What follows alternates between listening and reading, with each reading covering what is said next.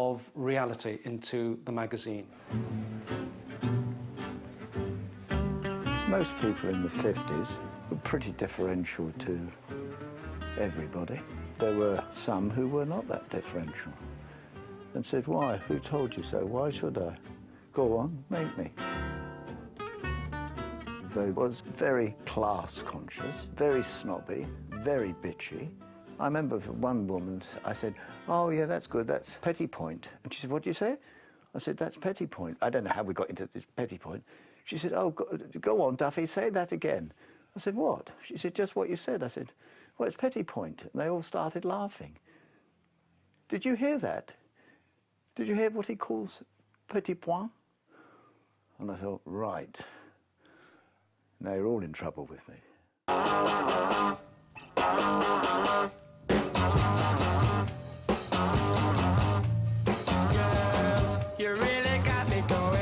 As the 60s revolution dawned, Duffy, Bailey and Donovan set about changing the visual landscape with their new style of dynamic, in-your-face photography.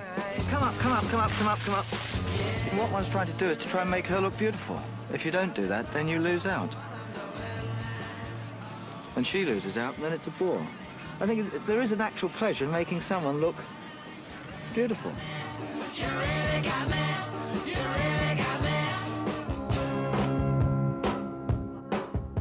The best way to illustrate it, better than anything I can say, is just look at the before and after pictures. Look at what was happening, and look at what was happening a year later, and it tells you that something quite extraordinary took place.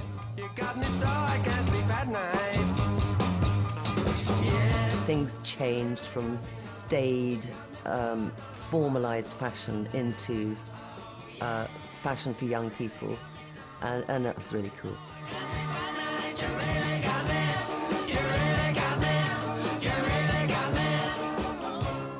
It is the case that from about 1960, 61 on, the pages are enlivened. I mean, it really does look like a new era. When you see Bailey, Duffy and their girls in the pictures, it suddenly looks alive, looks like everybody's having fun. And I think that was the case. Duffy's great to work with because he's sort of... You go in there and sort of 3 hours later, when you've finished all the bottles of wine that are lying around, you know, and they sort of talked about everything, listened to 100 records of old war songs. Somebody arrives with a sort of handful of clothes, you know.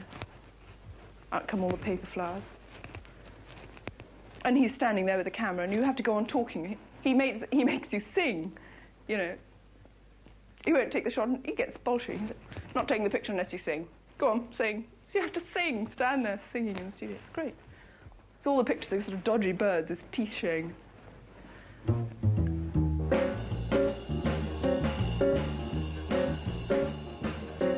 Before Purdy and Patsy made her a household name, Joanna Lumley was a jobbing young model struggling to make ends meet in fashionable 60s London. Oh, nowadays we had to lug everything around. We had to bring all our own accessories. All your makeup, did it all. You were punctual. You were polite because the photographers were the stars in those days, not the models. But oh, Duffy, scary. Top man, you know? Duffy didn't like people doing typically model things. He didn't like that. So he'd make you just do something a bit different, do you know what I mean? I think we had to say Thursday because it made your mouth a good shape. Lumley became a Duffy favourite, and when he discovered the 21-year-old was also a mum, he offered to snap her with baby son Jamie. Duffy loved children, he had his own, and he always called children babies goblins. And so when he heard I had a goblin, he must have said, bring the goblin round and I'll take a picture of you. Today, Duffy's photographing mother and son again. It's his first proper shoot in 30 years. How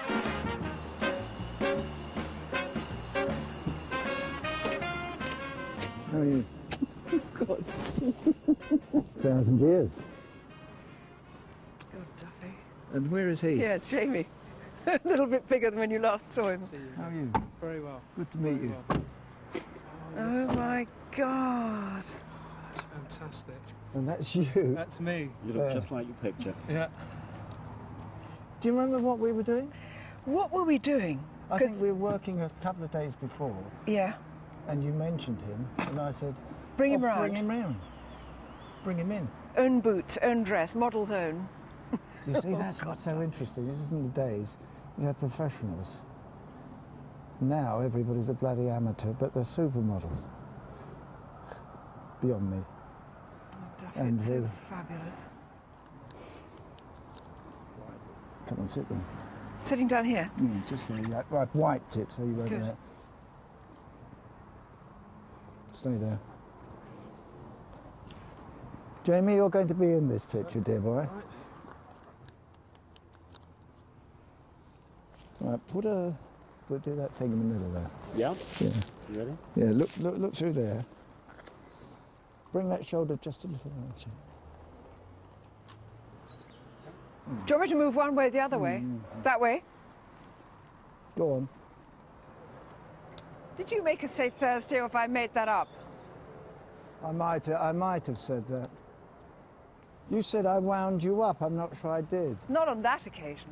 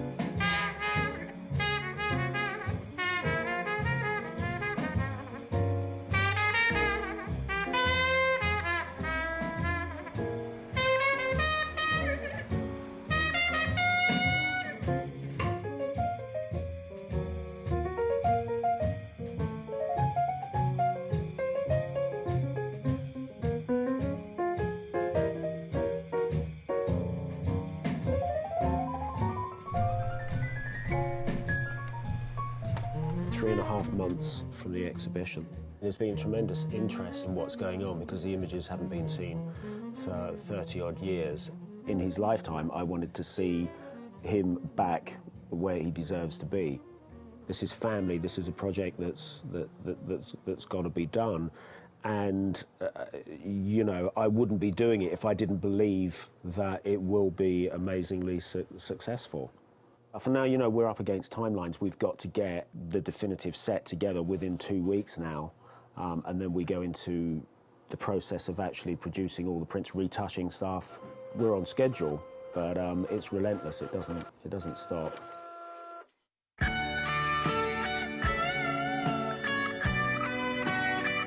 By the mid-60s, Duffy, Bailey and Donovan had become so famous that they were almost bigger than the magazines they worked for.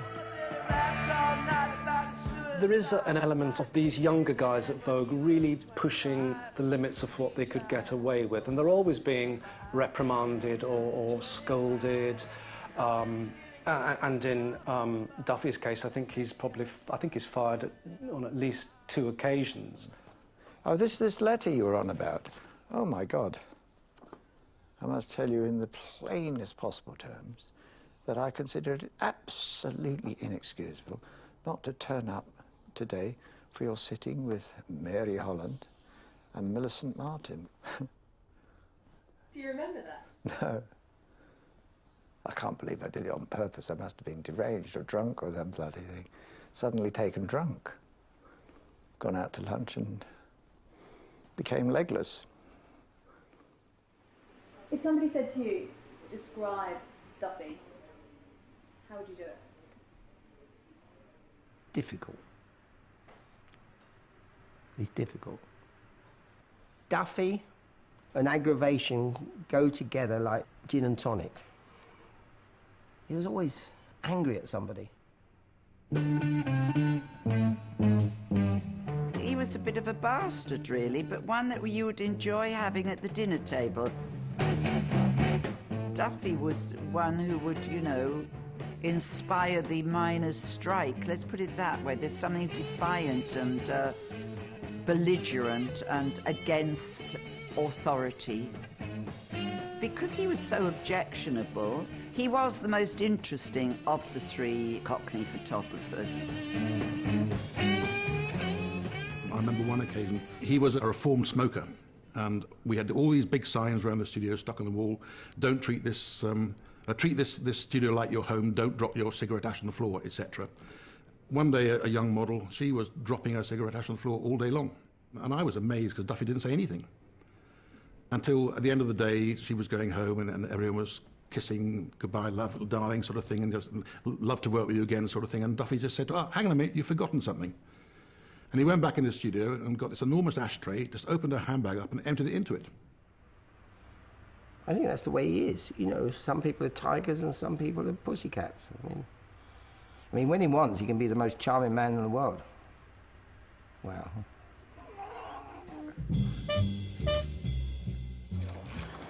That was Donovan, wasn't it? He's got a nice head of hair, hasn't he? Yeah. With their roguish attitudes, it was inevitable that Duffy, Bailey and Donovan would become great friends, as well as great rivals. Donovan passed away in 1996, but Duffy and Bailey remain close to this day. Well, if you're going to have a best friend, you might as well have a shithead.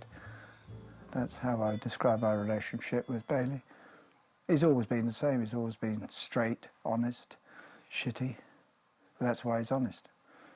Yeah, shithead.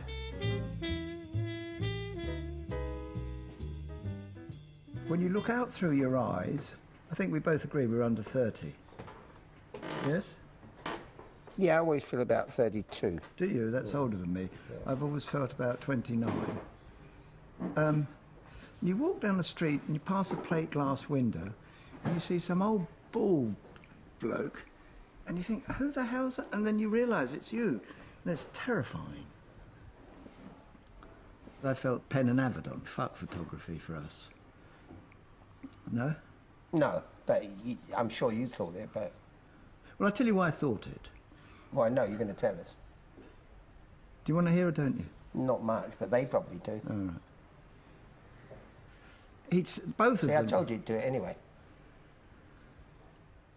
He's got that look on his face. Gonna get right-hander. Now, one of the things we agree on photography is, well, I can't understand how you do it. That's what defeats me all the bloody time. Because it's the only form that any numbskull, nitwit or halfwit can do with as much confidence as we do it. Or have done it, you know? And you can't do that if you pick up a violin